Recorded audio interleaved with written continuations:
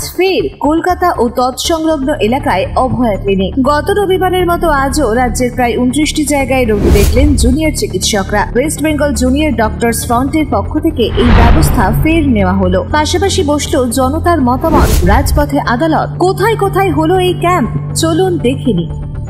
Kumortuli, Ghoshbagan, Dunlop, DB Ganguly street, college street, Moulali মোড়, এস্তানেট, hospital মোড়, Raiganj, Kawakhali ground, Siliguri, Barasat medical college, Bankura Sammilani medical college, Hindol club, Kasba, student health home, Joygachi, Habra, Lebutala, Dakshin Barasat, gate number 2, Calcutta national medical college, Naktala, Magrahat, Baruipur, Konnagar, Bhojerhat, Tamluk, Panchla, Subhashgram, Tollygunge golf গ্রিনের বিপরীতে Joka diamond park, Kamarhati, Medinipur college মাঠ, Jadavpur 8B, Sealdah metro dental clinic.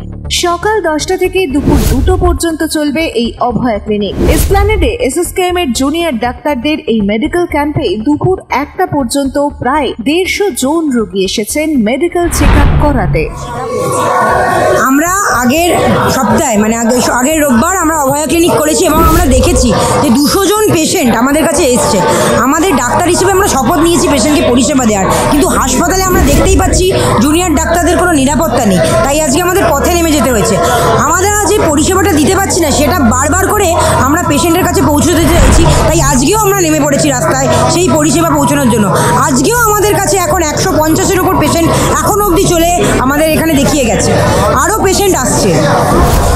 আমরা সাধারণ জনগণের সাথে যারা আজকে আমাদের পাশে এসে দাঁড়িয়েছে তাদের থেকে আমরা জানতে চাই এই যে এতদিন ধরে বিচারটা ডিলে হচ্ছে, এই যে বিভিন্ন আমাদের প্রশাসনই, স্বাস্থ্য প্রশাসন, পুলিশ প্রশাসন অ্যাক্টিভলি চেষ্টা করছে বিচারের পথে রুখে দাঁড়াতে, তাদের কি মতামত এই ব্যাপারে সেটা জানার জন্য, সাধারণ জনগণের থেকে জানার জন্য আমরা আজকে এই আদালতটার ব্যবস্থা করেছি।